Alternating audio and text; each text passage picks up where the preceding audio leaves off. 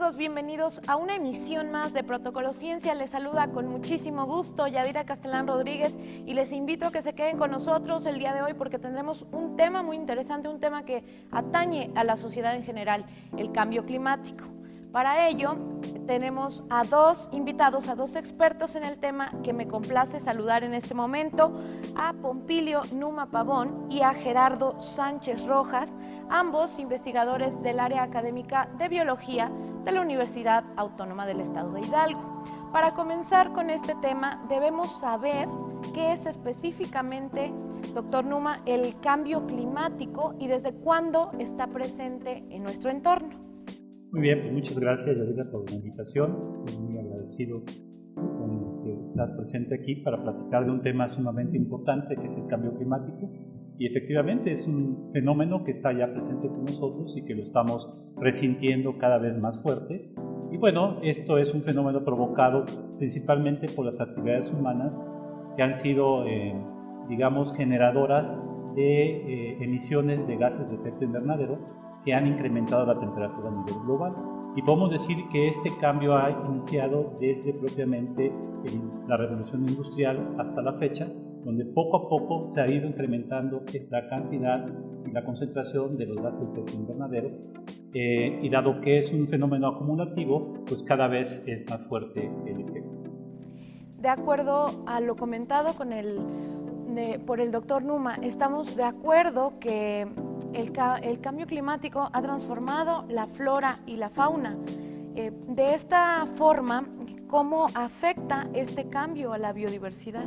Bueno, mira, como decía Numa, estamos viviendo en este momento un cambio global en muchos sentidos, no solamente en el clima. Pero el fenómeno del cambio climático se ha presentado en nuestro planeta por muchísimas ocasiones. Todos los cambios climáticos traen cambios importantes en la distribución de las especies. Y asimismo, esos cambios hacen que las especies pueden tener tres destinos. Uno es que se muevan de lugar, ¿no? Porque las condiciones han cambiado y ahora buscan las condiciones en las que ellos pueden vivir. La otra es que se adapten, tengan las capacidades fisiológicas para absorber este cambio en el clima, puedan soportar más temperatura, menos agua. Y finalmente la última, que es la que menos deseamos, es que se extingan. ¿Por qué? Porque no pueden ni moverse ni hacer cambio a estas condiciones. Entonces, todos los cambios climáticos van a tener efectos profundos tanto en plantas como en animales y en general en el entorno en el que están desarrollándose y en las comunidades de las que son parte.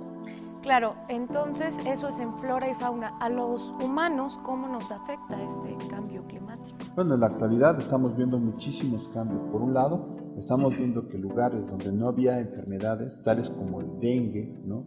Tales como el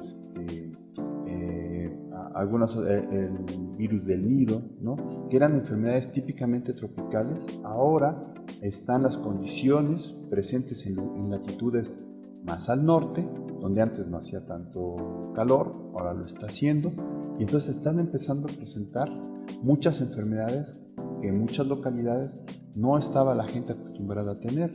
Eso es solamente en los seres humanos. Por ejemplo, para el ganado, en Hidalgo, empezamos a ver que la rabia bovina se empieza a presentar, por ejemplo, en la cuenca lechera de Tulancingo, que tradicionalmente es un lugar muy frío y muy alto, y al cual casi nunca estaban presentes los vectores que transmitían la rabia bovina.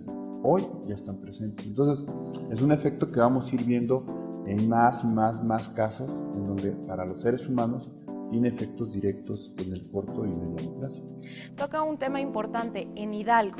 Entonces, al regresar de la pausa, vamos a hablar sobre nuestro estado, que no es la excepción de este cambio climático. Así que no se vaya, regresamos con más de Protocolo Ciencia.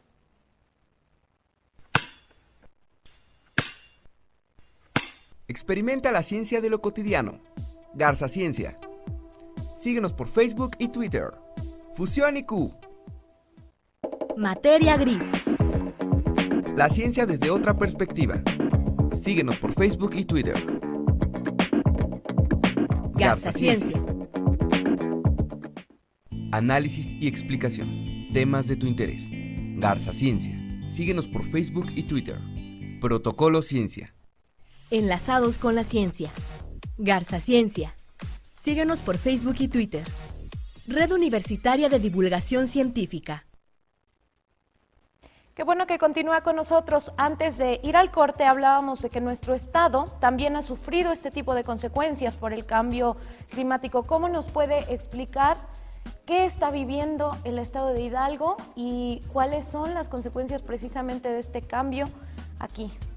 Pues mira, qué bueno que lo preguntas en particular para nuestro estado, porque antes me gustaría comentar el hecho de que en la Universidad Autónoma del Estado de Hidalgo, diferentes investigadores de varios de las áreas académicas y centros de investigación desarrollamos durante aproximadamente 2 años el estudio precisamente sobre el efecto del cambio climático a nivel estatal, generando un programa estatal ante el cambio climático donde se abordaron tanto lo que es propiamente la emisión de gases de efecto invernadero, como también las estrategias de mitigación y adaptación a este mismo cambio climático. Y lo que les puedo mencionar, pues realmente que nuestro estado, digamos, como parte importante de lo que es la Sierra Madre Oriental, cubre un área importante, se está viendo ya con alteraciones principalmente en lo que es la temperatura. Hay, digamos, una tendencia a incrementar en términos generales en el estado la temperatura aproximadamente ya casi a 1 grado centígrado. Eso tendrá repercusiones tanto en la distribución de los organismos, como menciona el doctor Gerardo, como también en cuestiones de agricultura y propiamente en lo que es la vida, digamos, general de la población estatal. Y en ese sentido, una zona que se va a ver bastante, digamos, es vulnerable y se puede ver bastante afectada realmente, es la zona de la Huasteca hidalguense.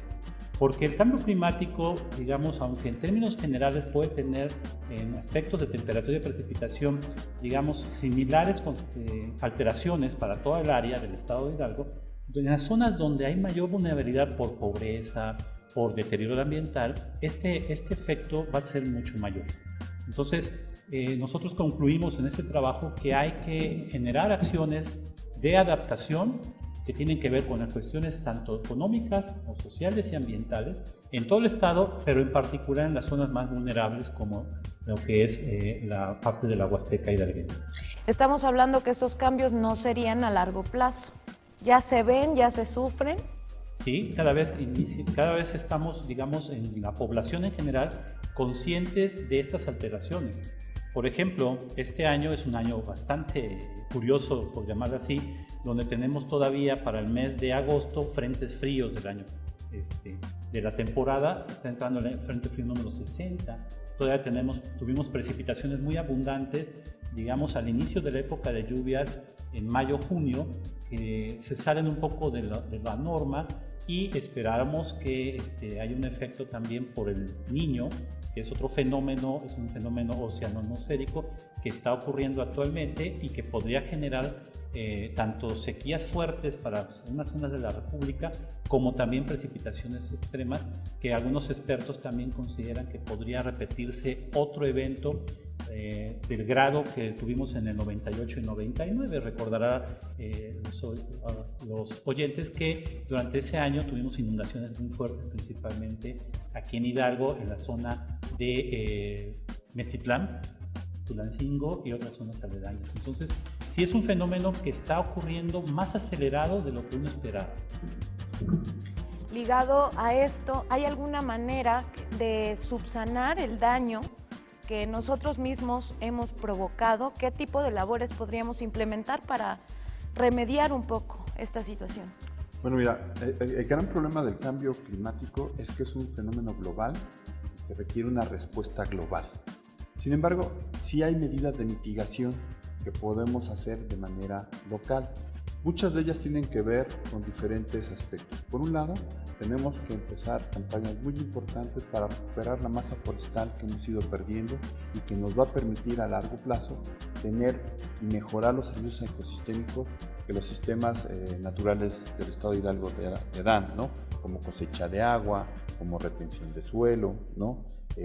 Por el otro lado, tenemos que empezar a cambiar y utilizar el conocimiento que tienen los pobladores, sobre todo la parte más rural de nuestro estado, sobre todo la parte indígena. En un trabajo donde estuvimos colaborando el doctor Luma y yo, pudimos ver y evaluar cómo la gente, porque las sequías y las lluvias extremas siempre se han presentado. Y las personas en las zonas rurales de toda la vida han ido desarrollando estrategias de qué cultivos hacer en un año seco, qué cultivos hacer en un año húmedo. Y entonces estamos tratando de recopilar esta información de manera tal que se pueda abrir una ventana de oportunidad para tratar de, utilizando esta información, la información que estamos generando, poder dar sugerencias de qué cosas cultivar, ¿no? Qué variedades utilizar. También tenemos que empezar a cambiar la percepción de muchos procesos productivos que se hacen de manera ineficiente y poco amables con el ambiente, ¿no? Yo creo que ahí tenemos que incidir muchísimo, no solamente los biólogos, sino en general desde muchas ópticas, ¿no? Y finalmente yo creo que nosotros como personas tenemos que darnos cuenta de que lo que dicen ahí en la televisión es cierto, no hay un planeta B, o sea, el único planeta en el que vivimos es el planeta Tierra, es lo único que tenemos y que tenemos que hacer un esfuerzo como seres humanos, como raza humana, no solamente como ciudadanos de un país o de un estado, sino en un término mucho más global, ¿no? Entonces, hay muchas cosas que se pueden hacer, ¿no? O sea, mencionarte sería innumerable, pero creo que sí tenemos que empezar por las cosas más cercanas y tenemos que, en este plan estatal del Estado de Hidalgo, creo que es un primer paso para empezar a emprender estrategias más locales que nos ayuden a ir logrando mitigar localmente los efectos del cambio climático, que son dependientes de que a nivel global todos hagamos nuestra parte.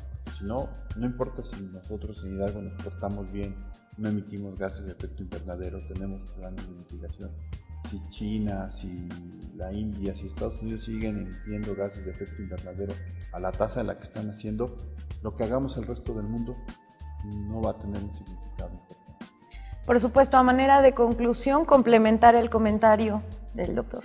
Efectivamente, yo estoy de acuerdo que este es un fenómeno global y que a nivel internacional hay instancias, la propia ONU, que bueno, desde hace ya más de 20 años están preocupados porque se ha declarado como el problema más importante que está enfrentando la humanidad en este tiempo, el cambio climático, y que tenemos que entenderlo tal cual, tanto nosotros a nivel de, digamos, social como ciudadanos, pero también las autoridades, de que hay que invertir, digamos, capital importante para, de alguna forma, como decía también el doctor Gerardo, mitigar y adaptarnos al cambio climático, porque al final de cuentas va a ser mucho más barato gastar ahorita para esas estrategias de mitigación y adaptación que resarcir los daños. Es decir, cuesta más caro, muchísimo más caro, resolver los problemas si no se actúan a tiempo. Entonces, el cambio climático es un fenómeno que no va a cambiar, que no se va a acabar, digamos, de la noche a la mañana. Estamos ya, digamos, considerando que este fenómeno, por muchas de las acciones que se hagan, va a perdurar en los próximos 20, 30 años o más. Entonces, tenemos que adaptarnos a él, pero para eso hay que invertir mucho dinero, pero repito, va a ser mucho menor que pagar las consecuencias de la inacción ante el cambio climático. Así que ya saben, cada uno de nosotros podemos tomar ciertas medidas que van a ayudar a subsanar este cambio climático que definitivamente pues, nos está atacando hoy en día por simple consecuencia a lo que nosotros hemos hecho también. Entonces, agradezco a nuestros expertos, invitados, y los espero en la próxima emisión. Se despide de ustedes Yadira Castellán Rodríguez y esto fue Protocolo Ciencia.